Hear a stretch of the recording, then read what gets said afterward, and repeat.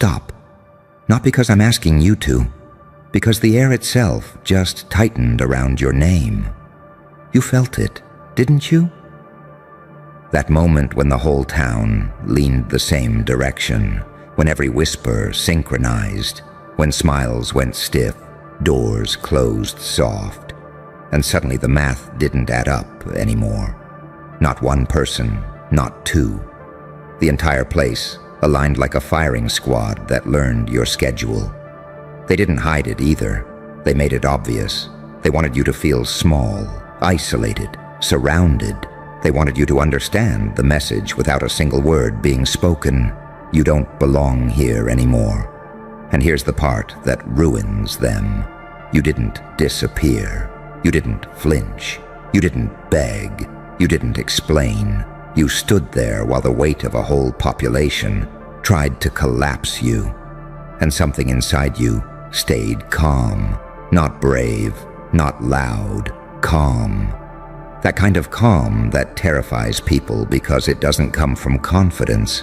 It comes from acceptance. You already survived worse. You already buried versions of yourself they never even met. See, they thought numbers meant power. They thought consensus meant truth. They thought if enough mouths repeated the same lie, reality would get tired and give up. That's how small minds work. They confuse volume with force. They confuse crowds with control. They confuse noise with authority. You let them gather. You let them coordinate. You let them rehearse their little performance of unity. Because you knew something they didn't. When everyone moves the same way, they become predictable. And predictability is weakness dressed up as confidence. They called you dark, dangerous, unstable. But what they were really saying was, we can't map you. You didn't play saint. You didn't play psychopath. You walked the line they're too afraid to even look at. Half angel because you endured without turning cruel. Half demon because you learned exactly where to cut without bleeding yourself dry. That duality, that's what embarrassed them. They expected fear. You gave them silence. They expected retaliation. You gave them restraint. They expected you to snap, spiral, self-destruct, prove them right. That was the plan. That was always the plan. To provoke you into becoming the villain of their story so they could sleep at night feeling justified. Instead, you evolved. And evolution doesn't announce itself. It just changes the temperature in the room. That's when it started happening. The part they'll never admit out loud. Conversations stopped when you walked by. Laughter came a second late. People checked each other's faces before reacting, like they needed permission to feel something around you. The same town that stood together couldn't hold eye contact with one person, you. Because deep down, they realized something horrifying. All that effort, all that alignment, all that pressure, and you were still standing exactly where you chose to stand. No collapse, no apology tour, no public breakdown. Just you. Sharper, quieter, more precise. That's embarrassment on a psychological level they don't teach. That's the kind that stains memory. The kind that replays at 3 a.m. when the bravado wears off and the truth crawls out from under the bed. We threw everything at them, and it didn't work. They thought pain would make you smaller. It refined you. They thought isolation would starve you. It taught you self-sufficiency. They thought pressure would crack you. It taught you pressure is a tool.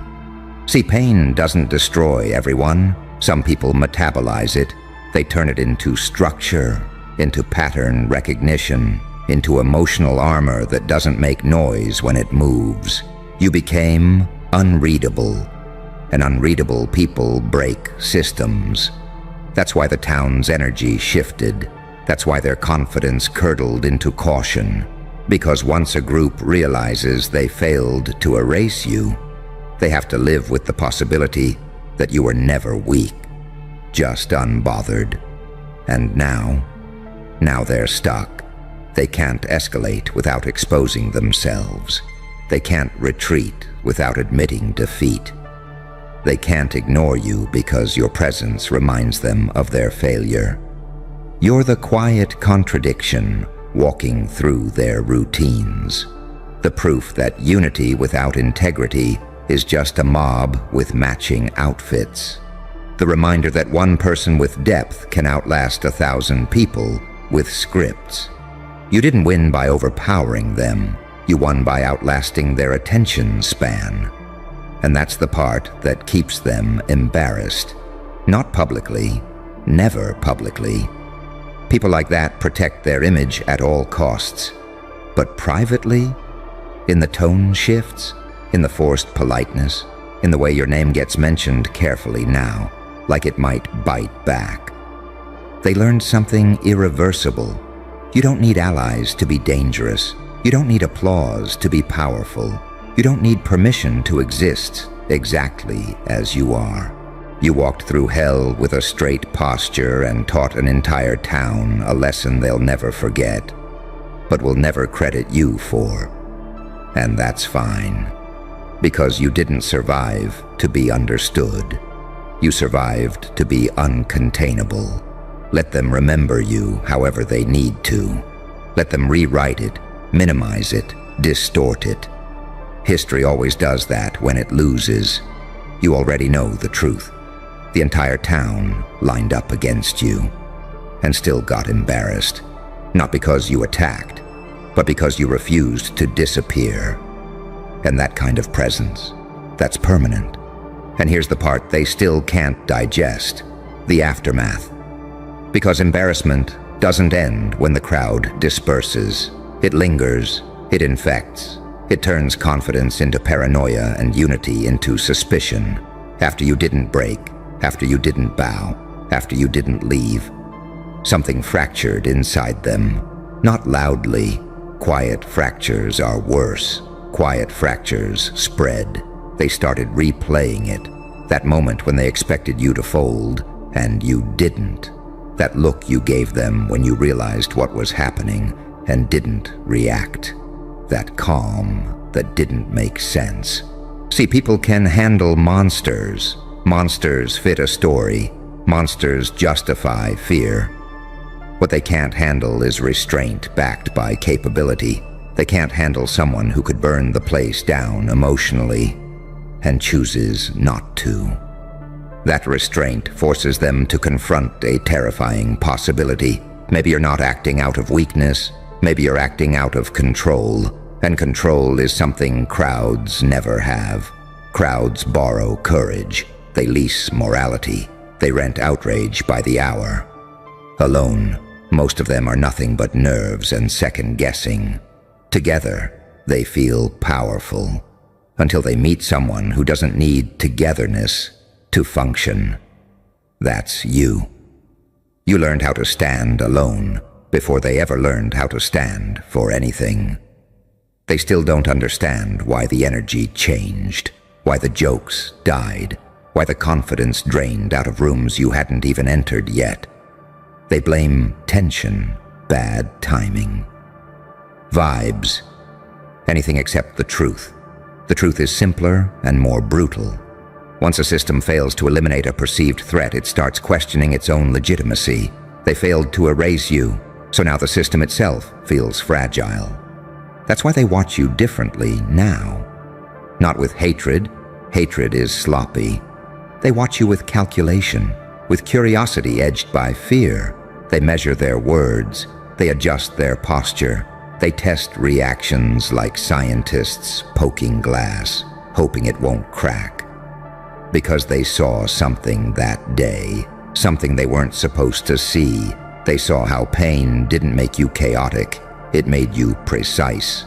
They saw how pressure didn't make you loud, it made you strategic. They saw how isolation didn't make you desperate, it made you sovereign. And sovereignty terrifies collectives. You became a walking paradox they couldn't resolve. Too calm to be guilty, too sharp to be harmless, too disciplined to be broken. You don't fit their moral boxes, so they can't categorize you, and anything that can't be categorized becomes mythologized, then avoided. That's when the quiet rules started forming around you. Don't provoke them, don't gossip too loudly, don't underestimate them again. No meeting minutes, no announcement, just instinct, just survival logic kicking in. Because on some primal level they understood. Whatever made you survive that moment wasn't normal resilience. It was adaptation. And adaptation is what predators do, not prey. You didn't become cruel. You didn't become bitter. You became clear about people, clear about patterns, clear about how fast morality collapses when convenience walks in the room. That clarity stripped away illusions you didn't even know you were carrying.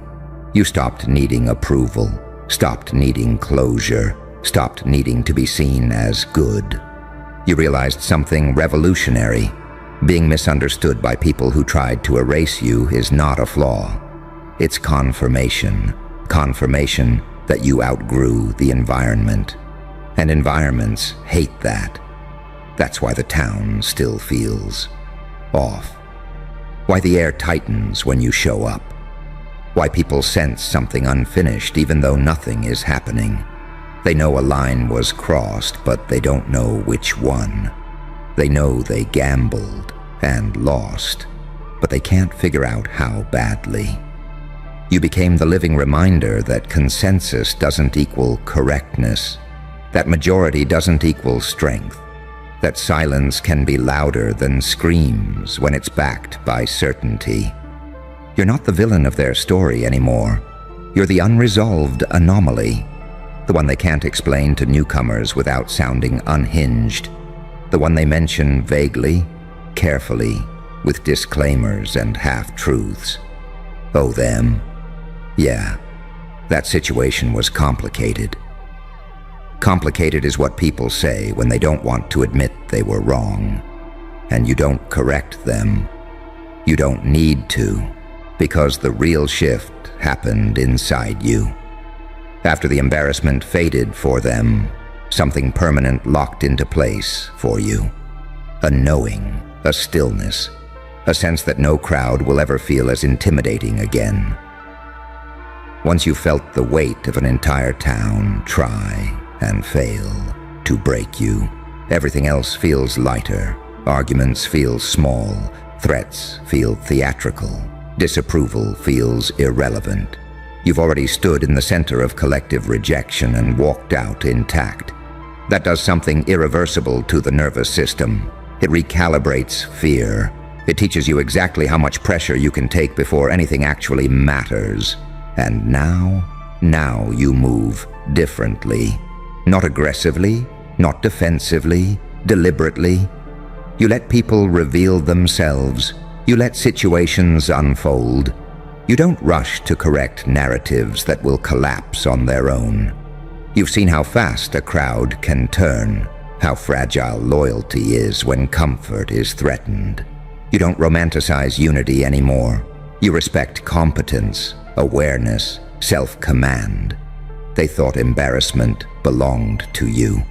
But embarrassment is what happens when reality doesn't obey expectations, and reality chose you. So let them live with it. Let the town carry that quiet, itchy memory of the time they aligned against one person and lost control of the outcome. Let them remember the discomfort of realizing power isn't always loud, and danger doesn't always snarl. You don't need revenge.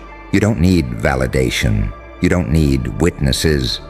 You already crossed the threshold most people never survive consciously. The entire town lined up against you, and still got embarrassed, not because you fought back, but because you didn't need to. And once someone understands that kind of power, they never walk the same again. And what they never prepared for, the part that really dismantled them, was the silence after. Not the silence you make, the silence that forms around you. Because when a crowd fails, it doesn't explode, it decays. It starts doubting itself in fragments, one person at a time. A glance here, a pause there. Someone wonders if they went too far. Someone else wonders if they followed the wrong voice.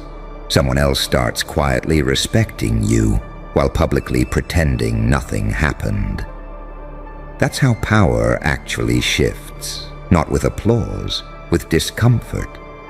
They replayed the event differently in their heads.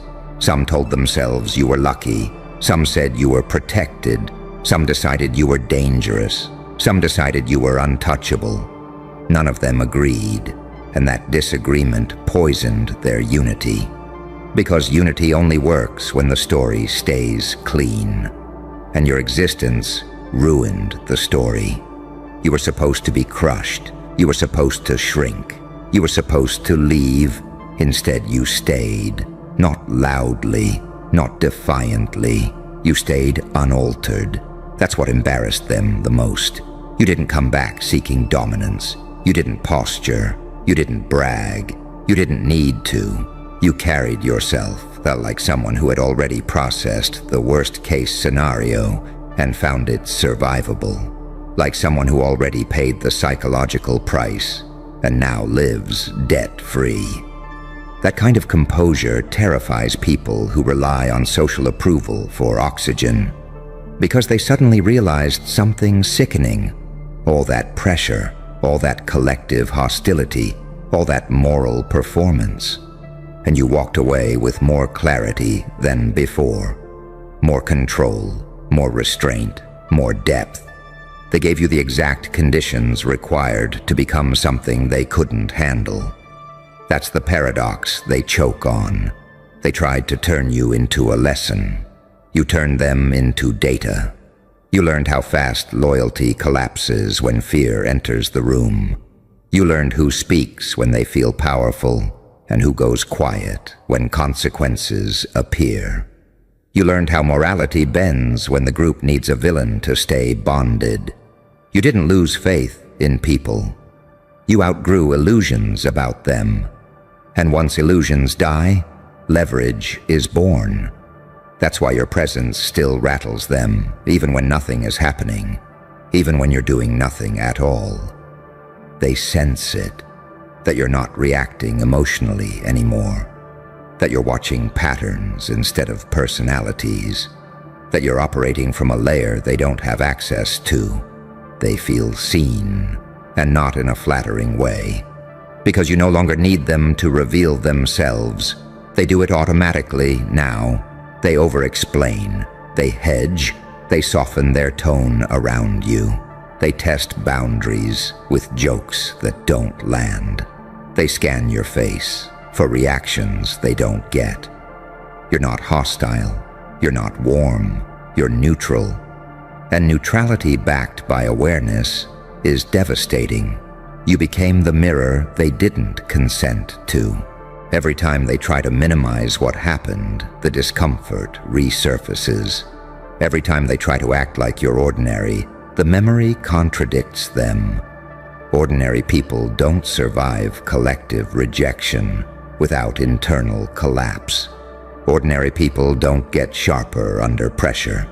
Ordinary people don't force entire environments to recalibrate. You do. That's why the town changed. Not structurally, psychologically. The rules got quieter. The confidence got thinner. The hierarchy got nervous. People stopped assuming they were safe just because they were many. They learned something ancient that day.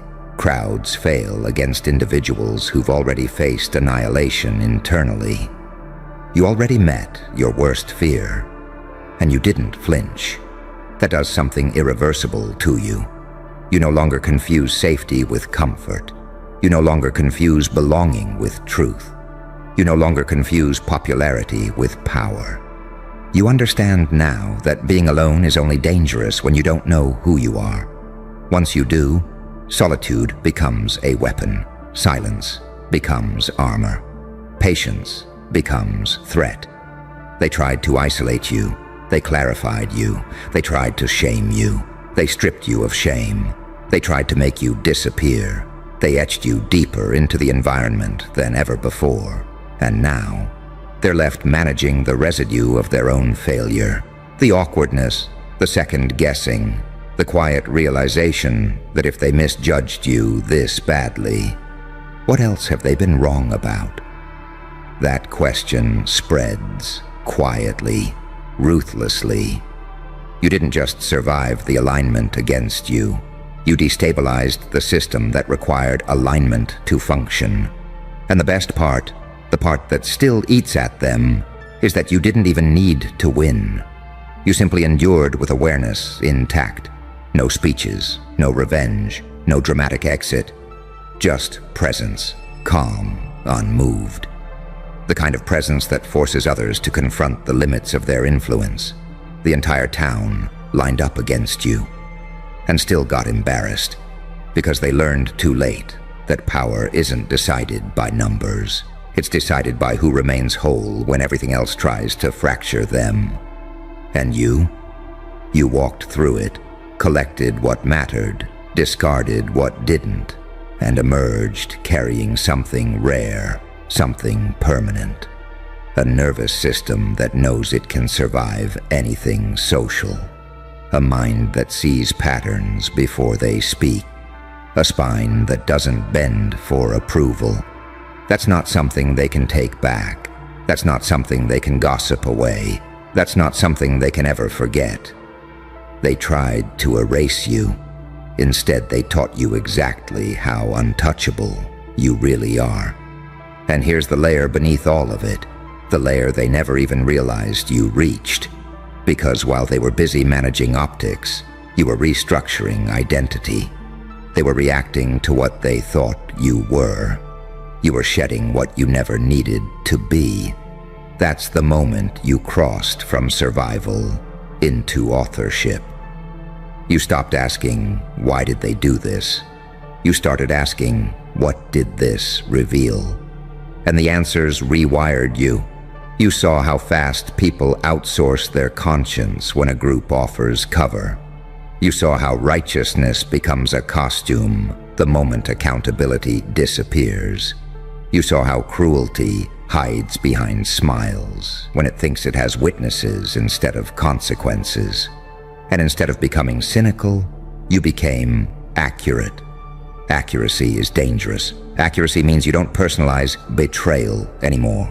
You don't dramatize rejection. You don't mythologize enemies. You simply log behavior, update expectations, and move accordingly. No rage, no despair, just calibration. That's why their embarrassment deepened over time instead of fading. Because embarrassment usually passes when the target reacts, cries, fights, implodes, leaves. You gave them none of that. You denied them the emotional payoff that justifies the attack in their own heads. You forced them to sit with it. And sitting with it is unbearable for people who rely on external validation to feel real. So they started inventing stories. You felt that too. The subtle narrative shifts, the quiet edits, the reframing. One day you were the problem, the next day it was miscommunication. One day you were dangerous, the next day it was overblown. That's not growth. That's damage control. They weren't evolving, they were coping. You, on the other hand, were integrating. You integrated the pain without letting it define you. You integrated the anger without letting it drive you. You integrated the darkness without letting it rot you. That's the angel-demon paradox they'll never understand. You didn't purge the dark. You disciplined it. You didn't kill the light. You armored it. You became someone who can hold contradictions without collapsing. Someone who can be gentle without being naive. Someone who can be lethal in capability and still choose restraint. That scares people more than aggression ever could.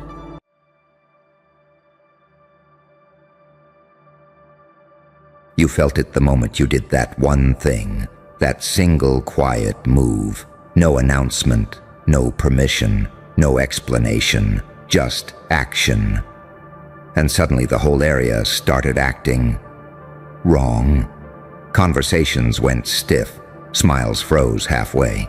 People started checking over their shoulders like the walls had ears, like reality itself just flinched.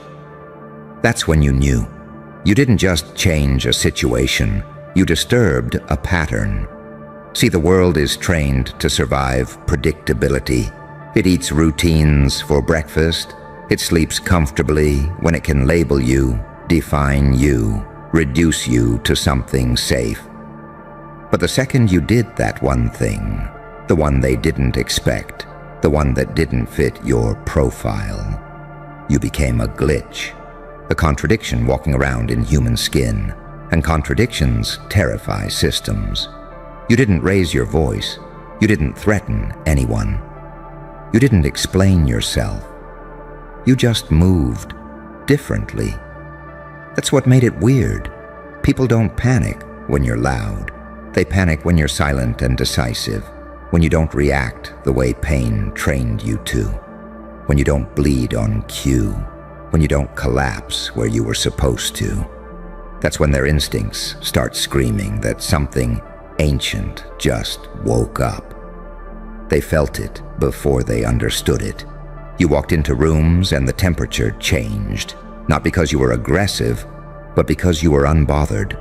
And nothing unsettles insecure minds more than someone who isn't seeking approval, forgiveness, or applause. You weren't trying to dominate the room. You simply didn't ask it for permission to exist. That's saint energy and psychopath energy fused into one body. You see, saints are dangerous because they endure.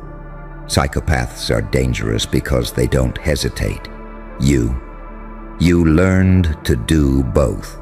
You learned how to suffer without breaking, and how to move without warning.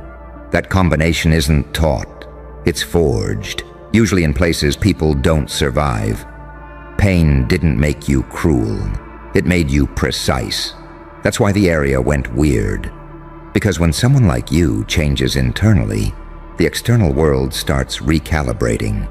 People don't consciously know why they're acting strange around you. They just feel exposed. Their masks itch. Their scripts stop working. The little manipulations they used on you before suddenly fall flat, like trying to hypnotize someone who's already awake. They start over-explaining, overreacting, overthinking every word. You did one thing, and now they're second-guessing everything. Because unpredictability isn't chaos. It's leverage. Predictable people are easy to control. Even when they're dangerous, they're still readable. But you broke the loop. You became someone who can be calm and ruthless, compassionate and cold, patient and immediate, depending on what the moment demands. That's not instability, that's mastery. And deep down, they know it. They sense that you're no longer operating on emotion alone, that you've evolved past reaction, that you don't need to win arguments, you just need to remember who you are, that you don't chase validation, you let reality come to you and explain itself. That's why small things started happening, people avoiding eye contact, old enemies suddenly being polite, allies getting nervous, rooms going quiet when you enter. Not because you're threatening, but because you're no longer explainable. You used to be pain-driven, now you're purpose-driven. And purpose doesn't announce itself. It moves quietly and lets consequences speak. You didn't become darker, you became clearer. And clarity is violent to illusions. Some people feel like you changed. They're wrong. You remembered. You remembered what you had to become to survive, and then you refined it. You took the demon that kept you alive and taught it discipline. You took the angel that wanted peace and gave it boundaries.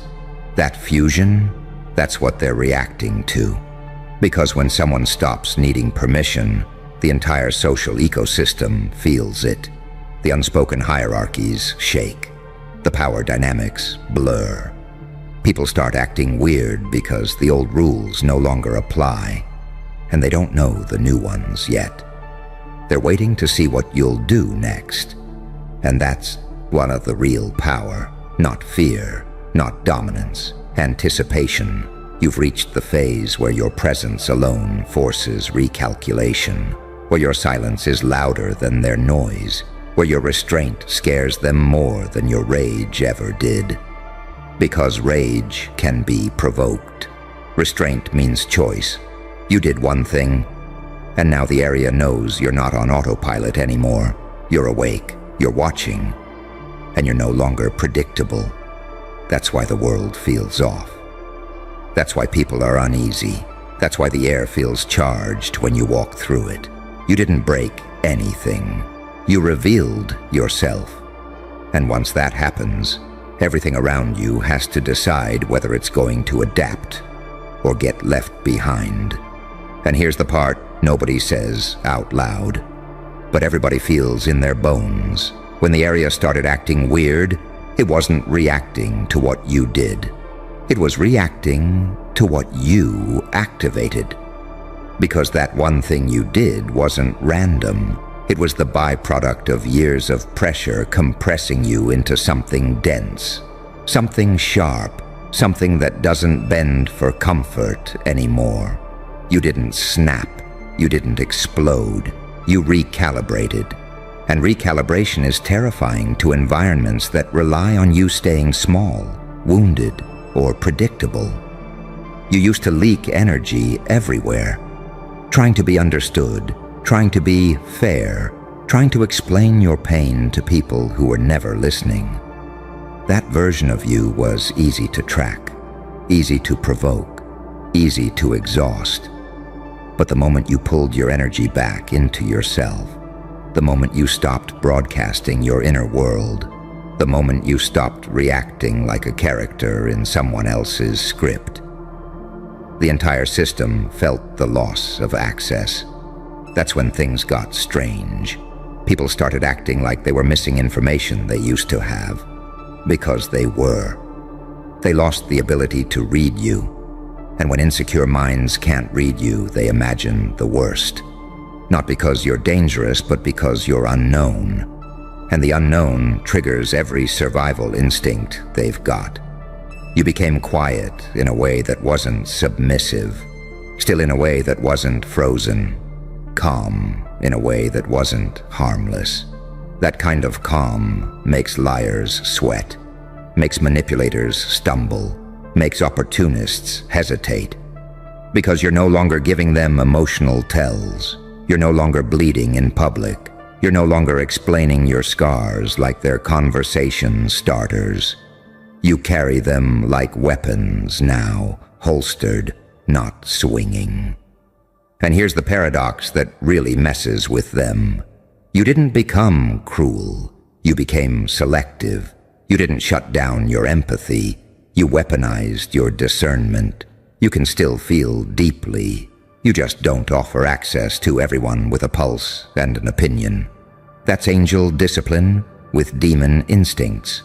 You learned when to extend grace and when to withdraw oxygen. So now the area reacts to you like a fault line. Everything feels stable until you step into the room. Then suddenly people feel exposed.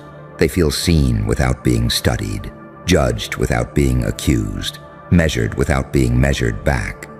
Because you're no longer playing the game of appearances. You see through posture, through tone, through intention. You feel the lie before it's spoken, and you don't call it out. You let it collapse under its own weight. That restraint, that's what unnerves them. They don't know whether you noticed. And that uncertainty eats at them. They keep replaying interactions with you in their heads. Did they mean that? Did he catch that? Why didn't she react? Because you didn't give them feedback, and silence is a mirror.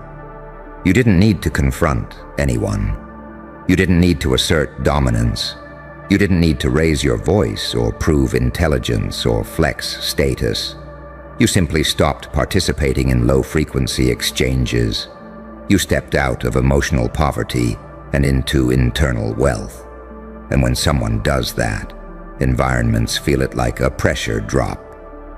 The rules shift, the hierarchy blurs, the masks start slipping. That's why people suddenly treat you differently. Not openly, subtly, a little more careful, a little more polite, a little more distant. Because on some level, they sense you've crossed a line they can't uncross with you.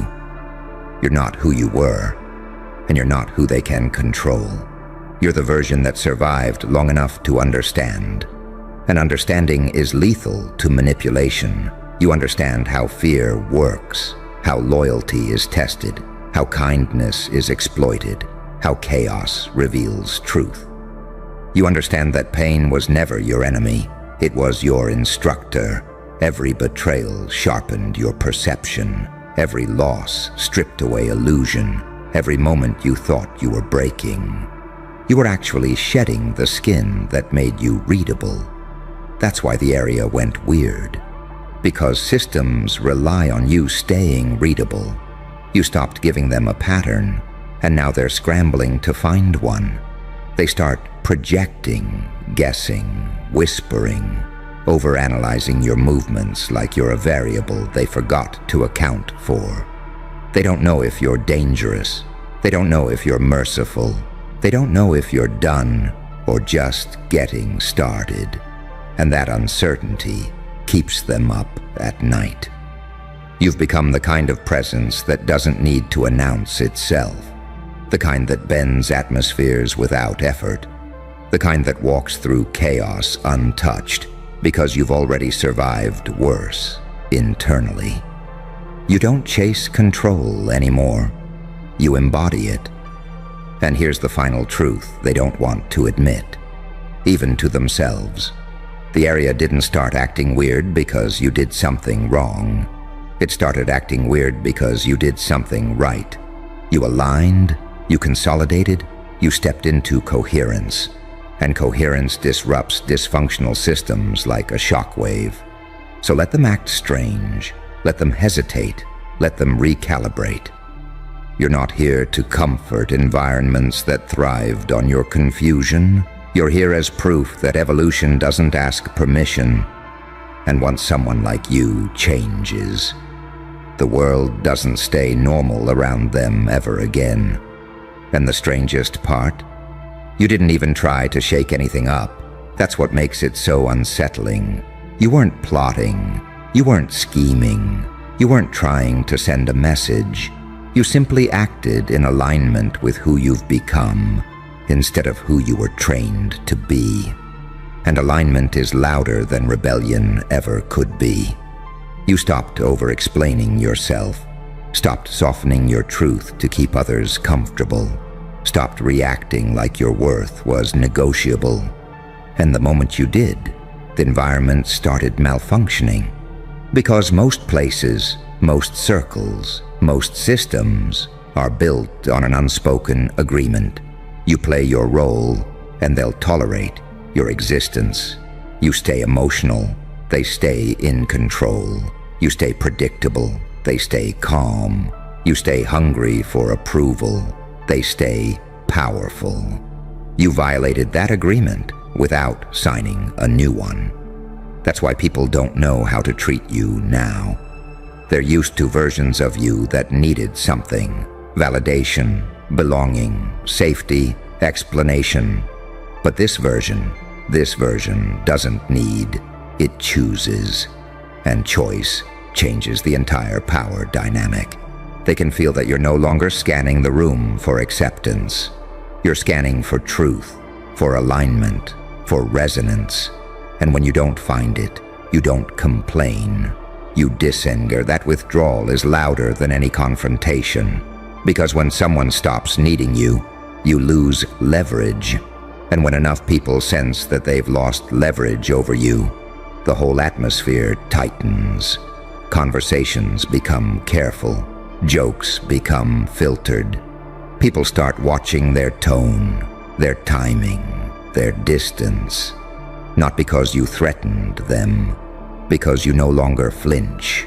You used to absorb disrespect and transmute it into self-doubt. You used to swallow discomfort to keep the peace. You used to negotiate your own boundaries like they were optional. But now your boundaries don't argue. They exist, quiet, immovable, non-negotiable. That's why the room feels heavier when you enter, not darker, denser. You carry weight now, not ego weight, gravity. The kind that comes from surviving things that would have erased weaker versions of you. The kind that comes from sitting alone with your thoughts long enough to know which voices are yours and which ones were planted there to keep you small. You stopped confusing noise for truth, and that clarity makes chaotic environments unstable. People sense that you're no longer driven by emotion alone. You still feel, but you don't hemorrhage. You still care, but you don't chase. You still love, but you don't beg. That balance is rare, and rarity disrupts averages. You've become an anomaly. An anomaly doesn't have to do anything to change the equation. Its existence does that automatically. That's why the energy feels off, why people are acting strange, why some are drawn to you while others instinctively back away. Because on a subconscious level, they recognize that you're no longer operating on the same frequency. You don't move fast. You don't move loud. You move true. And truth is uncomfortable to those who survive on distortion. They start wondering what you know, what you see, what you've figured out. They replay past moments, realizing you were watching when they thought you were distracted, listening when they thought you were checked out, calculating when they assumed you were emotional, because pain sharpened you.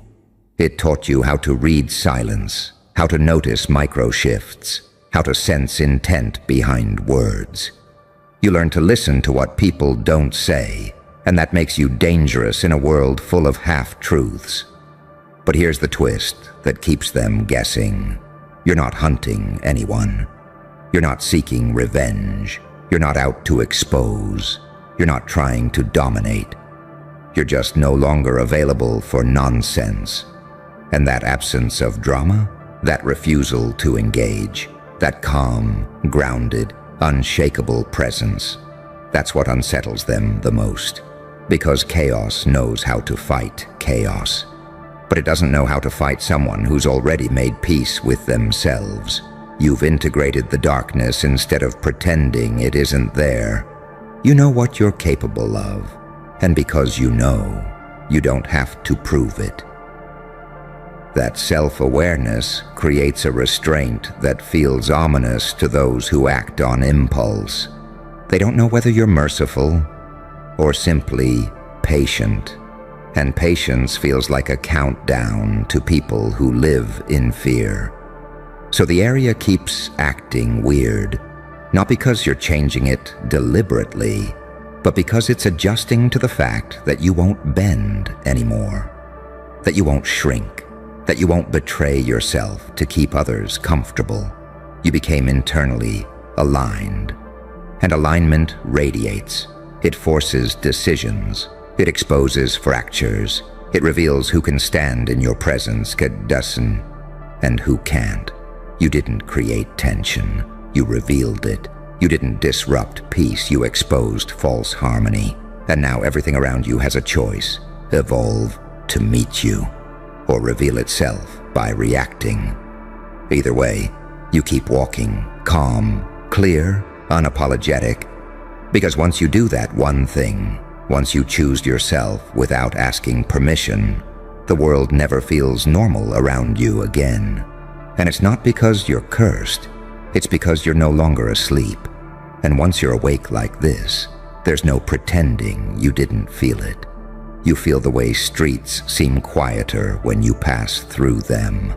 How laughter dies down just a notch.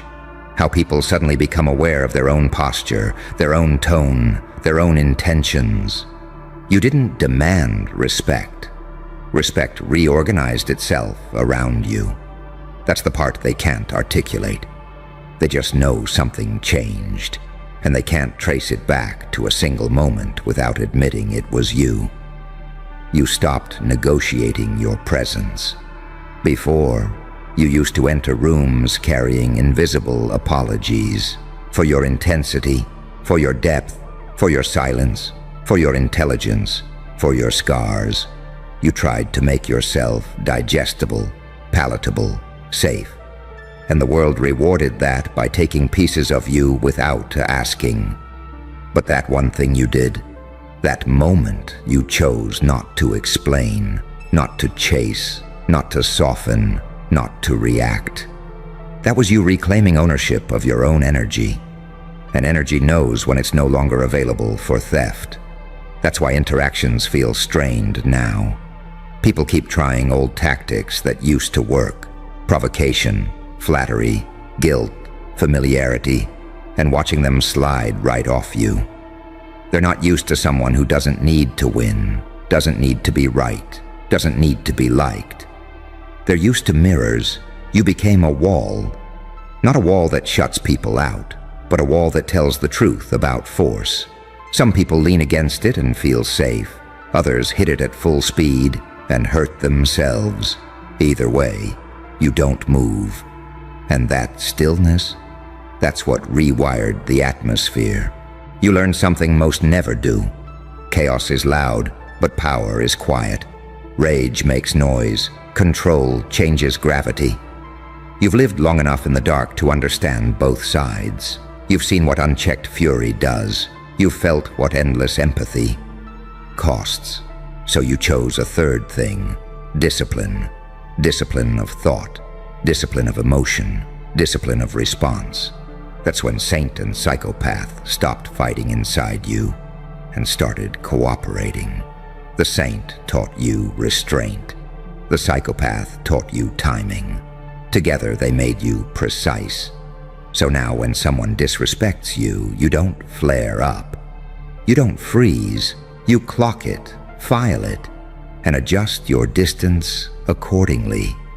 That scares people more than confrontation ever could. Because distance is a verdict. Silence is a conclusion. They don't get closure with you anymore. They get consequences. And consequences don't announce themselves. You can feel the shift in how information moves around you. Things reach you faster. Whispers travel ahead of you. Decisions get made in rooms you're not in, but about you. Not because you're plotting, but because you're no longer passive. You became a variable. And variables make planners nervous. They don't know if you're observing, preparing, or simply uninterested. They don't know if you're 10 steps ahead or completely detached. And the truth? Sometimes you're both. That duality is what unbalances them, because they can't pin you to a single narrative: hero, villain, victim, threat, savior. You don't confirm or deny, you let them project. And projection reveals more about them than anything you could ever say. That's another thing you learned through pain.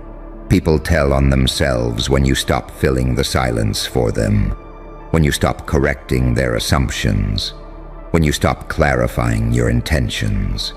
You let them talk, let them assume, let them reveal. And suddenly the weirdness makes sense. The awkward pauses, the forced politeness, the sudden defensiveness, the unearned hostility. They're reacting to themselves, reflected back by your calm. You're no longer absorbing the chaos of the room. You're letting it circulate without you.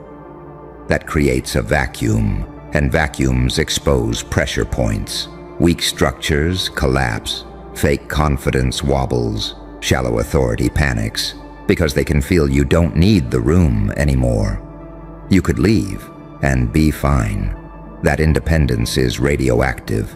It changes how people treat you because it changes how much access they have. You don't overshare. You don't explain your next move. You don't emotionally invest in people who haven't earned proximity.